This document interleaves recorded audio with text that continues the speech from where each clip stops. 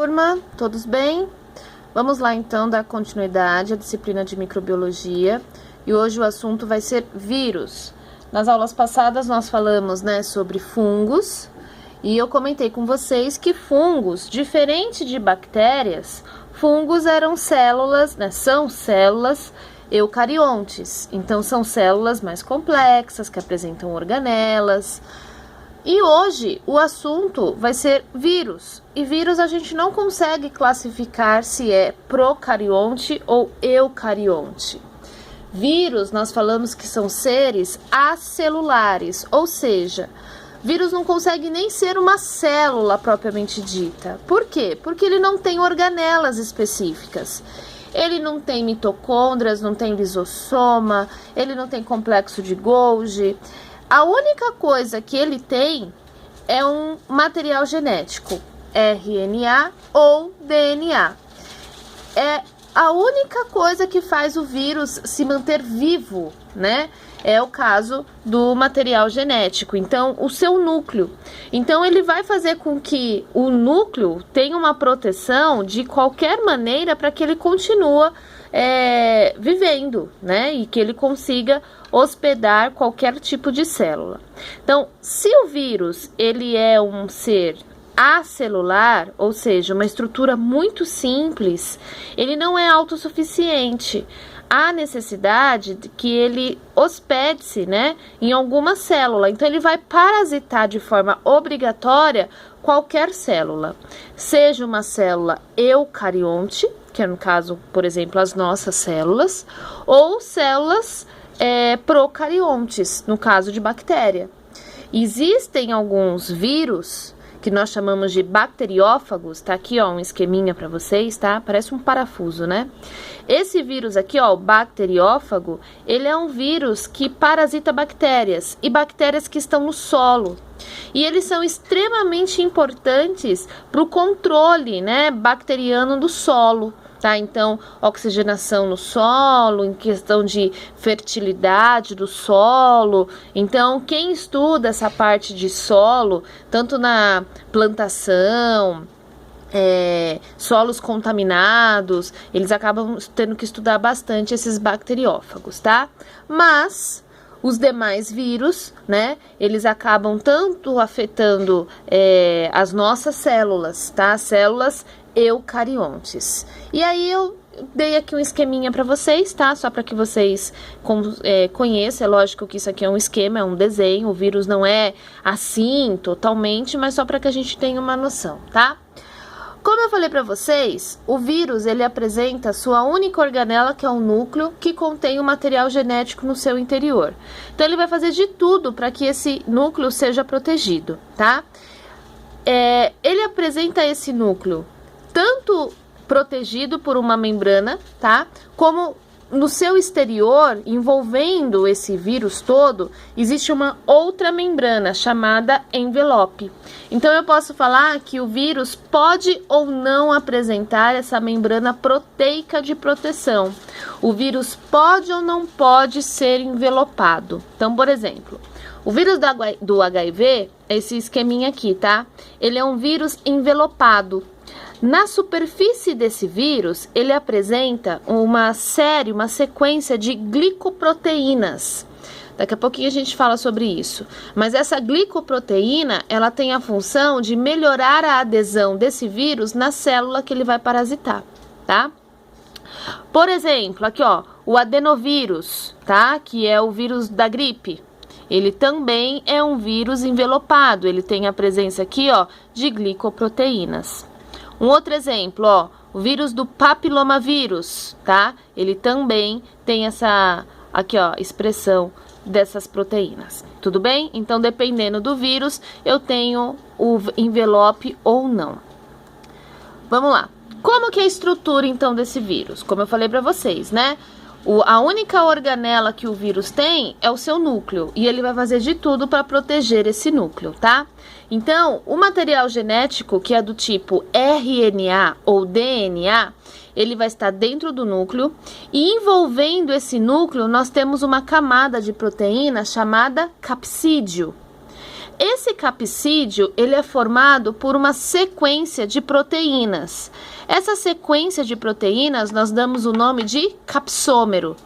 Então, quando eu faço a união de vários capsômeros, eu formo o capsídeo. O que é o capsídeo? É uma membrana de proteção que envolve o núcleo do vírus, com a função de proteger o material genético, tá? Então, todo vírus, ele tem o seu núcleo protegido com o capsídeo. E esse capsídeo é formado pelos capsômeros. Tudo bem? Deram para entender? E protegendo o capsídeo, eu posso ou não ter uma membrana extra, uma membrana proteica, chamada de envelope. Nem todo vírus contém um envelope, tá? Então, existem vírus que contêm envelope, que nós chamamos de vírus envelopados, e tem vírus que não têm envelope, que nós chamamos de vírus não envelopado, certo? Só que todos os vírus que possuem envelope, eles apresentam uma expressão de glicoproteínas. Alguns autores chamam de espículas, tá? Então, glicoproteínas ou espículas é a mesma coisa. Essa expressão das glicoproteínas que estão aqui na superfície do envelope tem uma única função: melhorar a adesão desse vírus na célula que ele vai parasitar. Então, cada vírus, ele tem uma célula-alvo, né? Então, ele vai parasitar uma célula. Por exemplo, o vírus do HIV, ele acaba afetando a célula chamada linfócito T. Então, essa glicoproteína aqui, ó, vai ter afinidade com a superfície das células linfócito T, tá? Então, cada vírus tem afinidade aí com a sua célula-alvo, com o seu hospedeiro. Tudo bem? Então, vamos lá. Todos os vírus apresentam o capsídeo, que é uma membrana de proteção do núcleo que contém o material genético, RNA ou DNA. Alguns vírus apresentam, então, uma membrana extra de proteínas, aqui no caso, que vai ser chamada de envelope. Então, mais uma membrana proteica que vai proteger o capsídeo. E na superfície dessa membrana, que nós chamamos de envelope, existe a expressão das proteínas virais, que são as glicoproteínas, certo? Então, olha só, dei um exemplo aqui para vocês, ó. O vírus aqui, ó, da poliomielite, ele não contém, né, o envelope. Então, ele só tem o capsídeo, formado pelos capsômeros, e no seu interior, o material genético, tá? Já o vírus da gripe, aí sim, né, o vírus da gripe, ele contém, então, o material genético, protegido aqui, ó, pelo capsídeo, e envolvendo o capsídeo, eu tenho o envelope. E na superfície do envelope, eu tenho as glicoproteínas, certo? Olha só, o vírus do HIV, a mesma coisa. Eu tenho o núcleo, que tem o material genético RNA no seu interior. Protegendo esse núcleo, eu tenho o capsídeo. Protegendo o capsídeo, eu tenho o envelope. E na superfície do envelope, eu tenho as glicoproteínas, certo? E como que eu classifico esses vírus? Existem várias classificações, tá? Mas aqui são as duas mais aceitas. Eu posso classificar o vírus quanto ao seu material genético ou quanto ao fato de ter ou não ter envelope. Quanto ao material genético, eu falo que um vírus é adenovírus quando ele apresenta o material genético do tipo DNA. Então, eu olho dentro do núcleo do vírus, material genético é DNA, então é um adenovírus. Agora, eu olho dentro do núcleo, eu olho lá o material genético, RNA, então ele vai ser chamado de retrovírus, certo? Então, adenovírus são vírus que possuem material genético do tipo DNA. Retrovírus são vírus que possuem material genético do tipo RNA. Alguém poderia me perguntar, pode ter a presença dos dois? Pode. São raros os vírus que apresentam a expressão dos dois materiais genéticos. Um exemplo é o citomegalovírus, que é uma doença extremamente rara em crianças recém-nascidas. Afeta o sistema nervoso, afeta a visão da criança, tá? Então é uma doença bem rara, mas é um vírus que acaba expressando os dois materiais genéticos. Geralmente, adenovírus ou retrovírus. E como nós já havíamos falado, né, quanto ao envelope, Vírus que apresentam envelope são vírus envelopados. E vírus que não apresentam envelope são vírus não envelopados. Essa é tranquilo, né? Aqui eu passei só uma relaçãozinha para vocês, tá? Então, ó, tipo de adenovírus. Então, o vírus da herpes, o vírus da catapora, o vírus da gripe, né, o adenovírus, o papilomavírus, que é o HPV, né, o vírus da hepatite B. Então, são todos vírus que apresentam DNA. Já os retrovírus, nós temos HIV, os vírus da hepatite A, C e D, o vírus da ebola, né, que causa ebola, o vírus da dengue, o vírus da raiva, e aqui vocês podem acrescentar o coronavírus, né? O coronavírus é um RNA, tudo bem? Então, é um retrovírus. Não como que eu posso falar?